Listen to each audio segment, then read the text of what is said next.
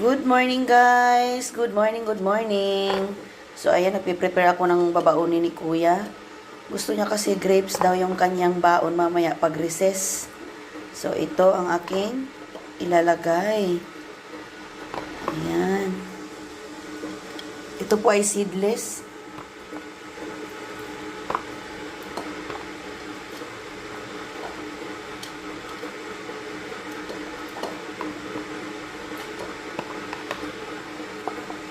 Ayan, pwede na yan.